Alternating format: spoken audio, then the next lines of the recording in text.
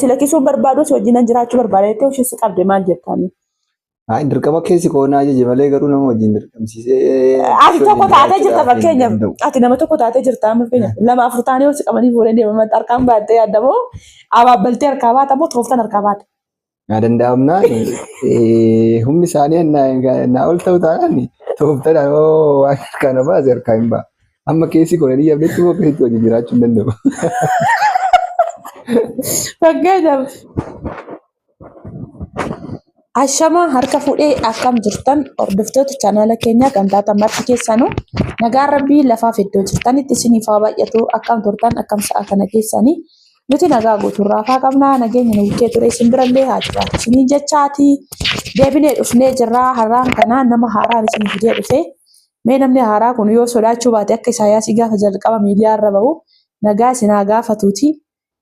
Achii booda gaafii tokko tasirraa dhiyaatee fi gaafii sanan gaafadhaa gaafii sanan maal deebii akkamii akka deebisu walumaan ilaalla jechuudha. Ni garba gaafadha. Eeshi nagaan isiniif haa ta'u. Ani nagaa kootii isinis bakka jirtanitti nagaan isiniif haa ta'u jedha.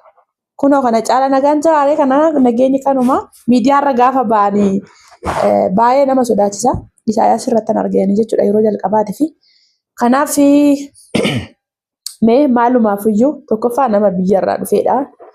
Lammaffaan mootuu miidiyaa kanarratti akkatti filafiitti baheen beeku gaafii wayii kan gaafadha. Gaafiin sunis ana miti kan gaafate nama gaafate akka chaansii suuraa isaatii arganii turanii na gaafatanii. Kanaafiyyuu waan inni jedhee deebisuu fi isatu beekaa. Amma gaafiin maal ture mucayyoo wayii maal jette ta'e beektaa sirraa'ee. Natuuyyuu tibba darbee waa'ee tinii na mudate keessatti maqaa kee fudhatee haasa'atee ture.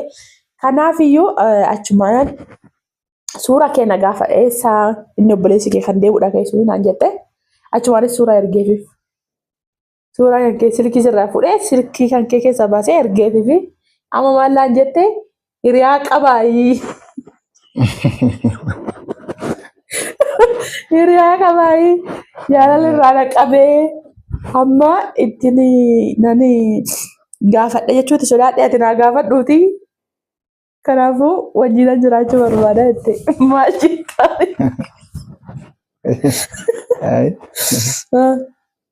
Sagalee uffata barbaada. Haalli kun haalicha amma dhugaadha wanni jedhamu adda baafachuu barbaada dursa. Dhuguma na jaalatti moo dhuguma na jaalattu? Yeroo hedduu. Ammoo jaalalli miidiyaadhaan nama gaafatan kun dhugaa moo soba qaba waan jedhudha. Akkam? Bara kana keessa namni akka miidiyaa irraa ni wal jaalatee jaalala wal gaafatee hin beektooti. Dhageenya biyyaa. Dhaga'uu garuu dhaga'ee jira nan dhagaasii waan jiru. Garuu ammam dhugaadhaa hin jedhu immoo keessi kiyya waan kanatti nama nuuf nan jedha. Maaliif waan qaamanii bi'oo garte malee waan akkasitti namantu? Nama akkasitti walitti dhufee to'ii haala jireenyatti galleessu waan hanqoo hin qabne waan argee to'ii. Maal jechuudha? Laagartanii nama qilleensarraa wal baree jaalala yookaan immoo gaa'ila akkasitti jaalala walitti dhufee gaa'ila dhaabee argeen beekoo jechaa jira. Agartanii. Murteessaa ta'ee to'ii. Amma jireenya irra jiru wanni sirriitti hubadhee adda baafadhee beeku jiru waan ta'eef osoo akkasitti kanan argee jiru ta'e haalli sun keessa namaa tokko yaada tokko namatti uumuu mala. Saniifuu waan kanatti kana dura keessa gadi bu'ee badaa ittiin amanu jedhama. Agartanii amma maal jenna beektan baay'ee asirratti waan tokko isin kaasu biyya namaa namni badee namni akkasii kan gara miidiyaa kanatti jechuudha waa'ee isaa unkaan kan dhagayeeyyuu itti amanuu hin dandeenye fa'aa jira jechuudha bara kana keessa garuu nuti walumatti qabnee tooni waa baay'ee jenna jechuudha gaafa fagoo jechuudha. Kanaaf maal jedhee yoo akkasitti wanta akkanaa kana dura waan itti amanee yookaas argee hin beekneefu wantichi ammam amanamaadha. Namni qilleensa irraanii si jaaladhee jaalalli sirraa na qabe jedhee walitti dhufuun kun ammam amanamaadha. Qaaman nama sana osoo hin beekee jecha isaallee nan hubadhaa haala isaallee nan hubadhaadha kan inni jedhee amma mucayyittiin si jaaladhee walumaa galatti wal arguu qabnaa osin jettee amma mucayyoo sun lafa ishee si yaamtetti nattaa ishee arguudha.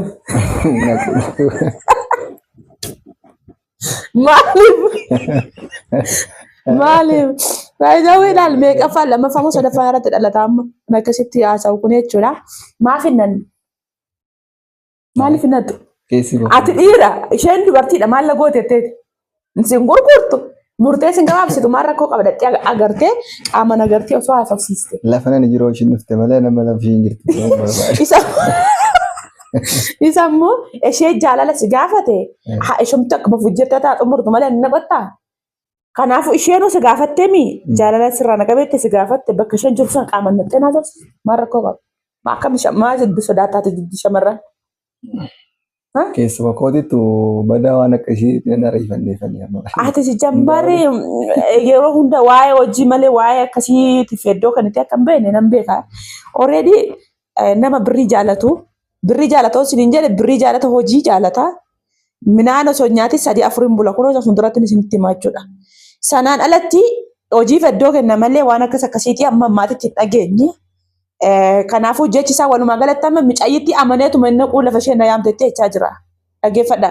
Angaroo osoo si ta'e dhaqee tanan asosiisee waan isheen naan jettu irraa bara. Sodaachuun isheen naqa. Kanaafuu ammoo yoo ishee si bilbiltee si beellamte lafa isheen jirtutti hin naxxaa inni asosiisaa jechuudha. Wayi asuma immoo Finfinnee kana keessatti si beellamuu dhiisuu dandeessi beektamii. Wayi biyyi Shaamboo ta'uu danda'a, wayi Wallisoo ta'uu danda'a, wayi Jimmaa, Adaamaa bakka feeyyuu ta'uu danda'a. Innattu. Ay garuu amma murteessitu akka tureedhanii garaa mari'adha. Garaa mari'adha amma inni lafa keessi yaamtetti dhattee naasofsiisu maal rakkoo qaba. Tokkoffaa immoo namni miidiyaa irraan akka fakkeenyaaf amma silkii harkaa qabdaa hin fayyadamtu already waan akkasii dhageeffattee hin beektu tiktook minaamin silaa amma silkii harkaa qabda noormaali. Ay ka waan akkanaa walaana qunnamee hin beeku. Waan akkanaa namni yaada akkasii si dhiyeessan hin beekani. Qunnamee hin beeku. Maali? Hin qunnamne. Amma kunoo si qunnameera. Amma mucayyittiidha deebii gahaa kenniifiti. Isheen amma yoo inni lafa inni jirutti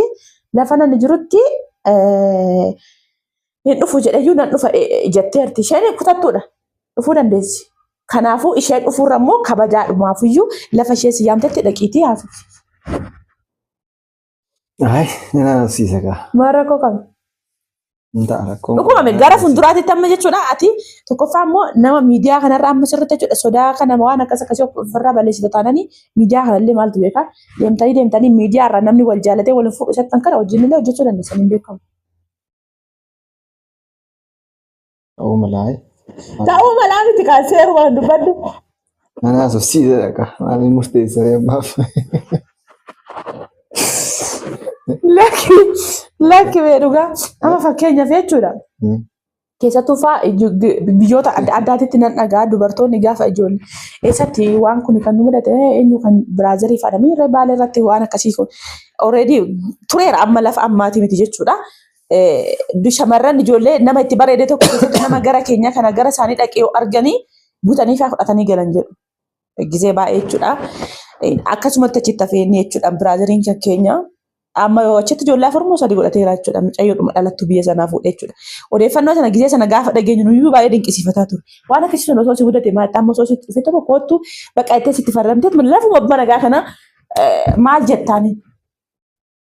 Si lakkisuun barbaadu si wajjin jiraachuu barbaadeettee hojii si qabde maal jettaani?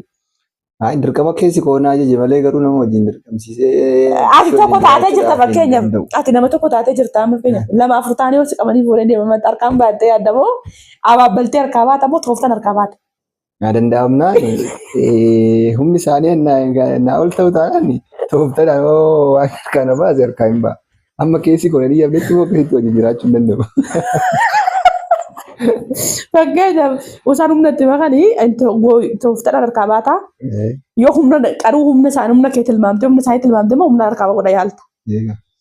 Egaa hordoftoota keenya akkuma kana waan inni jechaa jiru hin dhageessanii dhugaa dubbachuuf jechuudha. Maaliif ittiin of akkaabbaduudhaaf waan akkasii jechuuf hin beeku miti.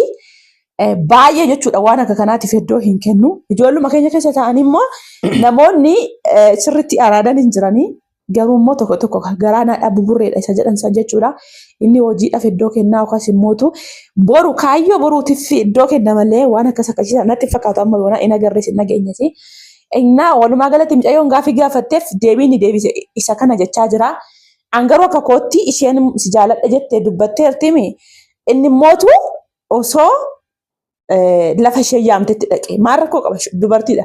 Maal waan tokko garuu hin beeku akkasitti garuu bara kana keessa Ammas badaa nama amanuu baatanis karaa jaalalaa kun immoo xiqqoo ishii hin beeku. Namni lafumaa keessi jaaladha maan jedhaare hangaroo akkasitti yaada. Naqxa. Hin beellamtaa fi amma guyyaa kamittiyyuu guyyaa isheen kottu sin jette dhaquudhaaf. Nannaqa. Nannaqaa suutatii miti kaa amma kanaafuu rakkoon qabu lafaati dayaamtetti nannaqaa nan dhufaa ittaan. Nan jedhaan kaa'ee maarree murteessi nama amma. Murteessitee inni dhadhaa lafa isheen jirtu. Nannaqa. Egaa obboleewwan kiyyaa akkuma jecha agaartan kana gaafii mucayyoon gaafattee fi nan dhaqaa jechaatii jira. Walumaan arguuf jirra. Dhugaa dubbachuuf jechuudha. Dhiirri akkasitti ijaan baannes jira jechuus hin dandeessanii. Innaa walumaa galatti ijoollee nama baay'ee bilxiidha. Garuu immoo uumamni namaa garaagaraa garaadhumaadha tokko keessaa baaniitiyyuu uumamni namaa garaagaraa isin jechuu barbaada. Egaa waluma har'aa fi yeroo jalqabaaf gaafii amma kana gaafanneerra meeqa itti aanu inni qamoo hin dhiisu waan jedhu isheen hin beellamtiif moo hin beellamtu waan jedhu walumaan arguuf jirra.